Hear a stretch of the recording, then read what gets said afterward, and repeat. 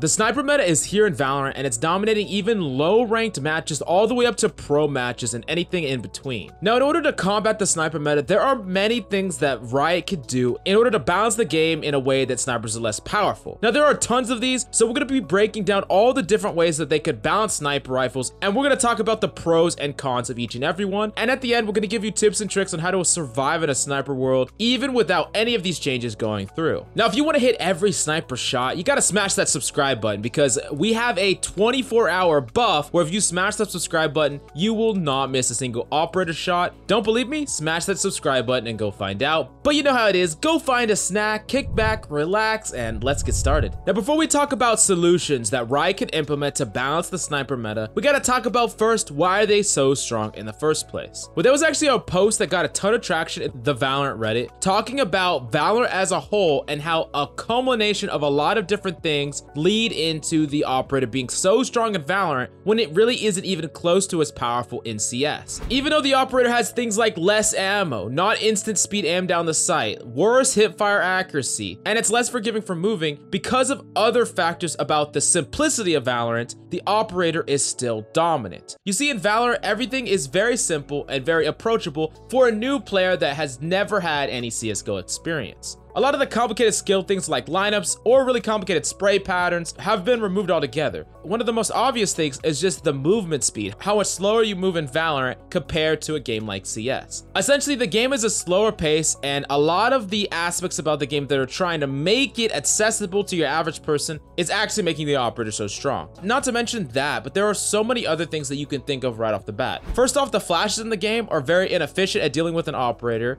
There are very little effective smokes in the game that can shut down an operator, as opposed to CS where every single player can have access to smokes and every single player can have access to flashes. And then of course, giant sightlines on maps where mid control is so important, like Ascent. A lot of these factors combined really lead to the dominance of snipers. You also gotta think about it from a fundamental macro aspect. A predominant playstyle as you climb the ranks is playing in default for an extremely long time. You trade utility and try to be more effective at trading utility so that one person has utility sandbagged while the other person has none. Then you try to use that utility to push onto a point without getting, paint shelled, trap wired, shut down with slow orbs, barrier orbs, all these things. You're essentially trying to bait out all those abilities, and that's why you play in default for so long. Well, the problem with the sniper is because of its effective range, ease of use, and the ability to shut down long sightlines. As the game becomes this grind fest of trading out resources in default, it gives snipers the opportunity to make numbers advantage, which in the trading of resource, a numbers advantage is even more powerful than trading abilities. Unlike CS, where you will not get this much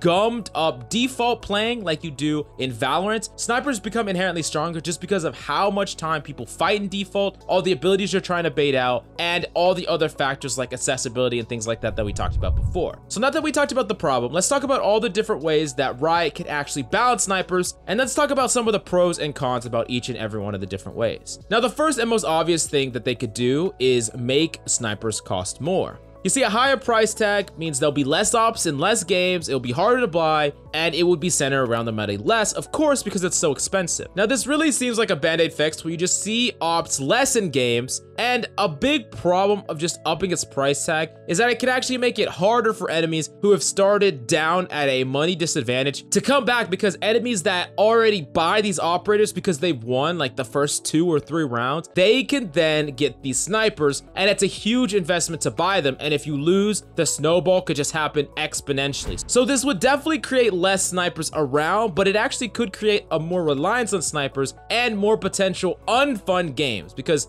at the core of balance, if you create these unfun games where your team is just perpetually getting sniped over and over again, and you have to go on a Hail Mary where you save multiple rounds in a row just so you could buy ops, just to try to counter snipe them, but even if you do, because of all the rounds they won, they have so much money sandbagged that they can just buy snipers again, it could lead to some unforeseen consequences, and I also think this is a pretty lazy way to balance the op. Now, the next thing you could do is lessen the sniper's power level. There's a lot of different ways you could do this. Make your movement speed less, make it have less ammo, make it so it makes a sound when you zoom in. There's a lot of different things you could do in this regard. Now, that being said, there's a lot of different changes that wouldn't really affect why an operator is so good. Sure, you can change the movement speed, but that doesn't help operators that just hold angles, which is probably the most predominant way operators are used. You could also make it to where an operator has less ammo, but I mean, unless an operator has a very low amount of ammo, you probably wouldn't even notice. On top of that, any damage power level changes would just make the gun unplayable. Like if the gun couldn't one-shot body shot, the weapon would be just absolutely garbage and unplayable. But maybe that's your opinion that an operator shouldn't even be in this game. Maybe you think that because of the abilities, because of how long you play at default, because of the abilities, and just the way that you want maps to be designed, maybe it's your personal opinion that operators just don't have a place in this game.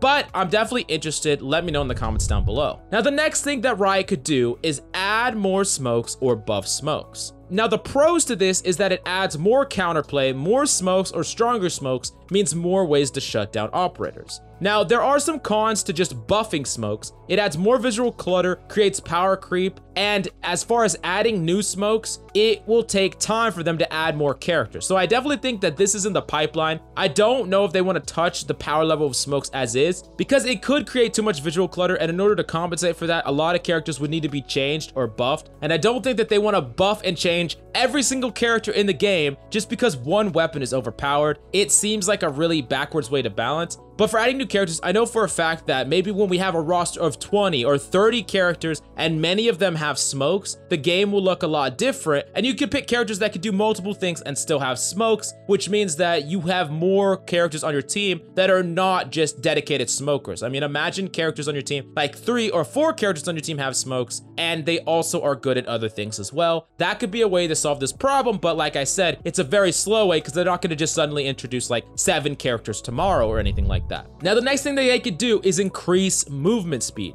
Now, the pros of this is it makes it harder to hit ops, honestly, and it makes tech like jiggle peeking and wide swinging an op better. Now, also, because the shots are going to be harder at the lower ranks, opping is not going to be as big of a deal as it is going to be at the higher ranks. Higher ranking op is still going to be powerful because people could still hit these shots, but at lower ranks, this will solve a lot of the problems. Now, the biggest con to this is that it can have cascading effects on the game as a whole. Abilities like how well you go through AoE, different gunplay aspects, the whole balance of the game can be affected, and the pace of the game will speed up rapidly. Now, this will increase the skill ceiling of the game. I mean, just imagine a game where everyone was 2x the speed. Everything would be way harder to hit. You would have to perform actions much quicker, and I don't know that that's the direction that Riot would want to move the game into a faster pace. I know for a lot of you CSGO players, you like a faster pace, and I personally would like a faster pace, but remember, Riot's core philosophy a lot of the time has been accessibility, and increasing movement speed doesn't make the game as accessible as it is now, but that doesn't mean with enough positive support, we can't move it in that direction over time. Now, the next thing that Riot could specifically do is create special abilities that counter ops better.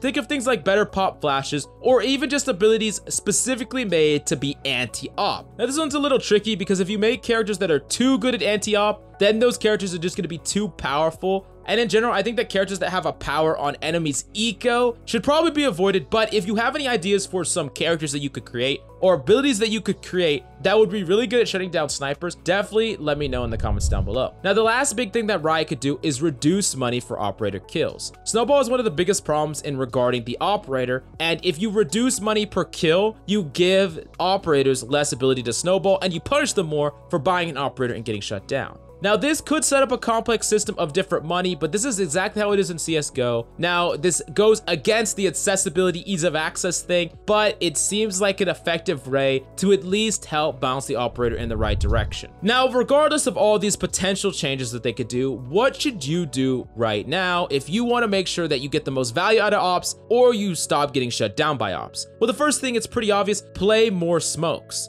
I mean, you saw in our TSM Ascent breakdown that they were playing double smoke in Omen and Brimstone, and they weren't playing a Sage. Now, I'm not necessarily saying don't play a Sage, but I am saying think about characters that have abilities to block line of sight. Viper, Omen, Brimstone, and playing more of these characters on your team, especially on a map like Ascent where ops are dominant, that could be a way that you don't have to deal with ops anywhere near as bad. On top of this, characters that have slight LOS blocking, characters like Phoenix, using those abilities instead to not heal, but to just not peek line of sight and use it as a way and a means to get into site could be a way that you stop dying to operators from these long sightlines over and over. Now, the last tip is to just use ops, and the best way to do that is to snowball to ops quickly. And the way you do this is if you win the first round, on the second round, you only buy down to 2,500 credits, you win that round, and then on the third round, you get that 5,500 credits, and you get that operator, which is going to help you snowball from there. And that's pretty much all you can do right now. You can either find ways to counter ops right now and play around it by adapting your team composition or just the way you play, or you can embrace ops and try to snowball yourself straight to an op and just use it again and again, practice with it, get good with it.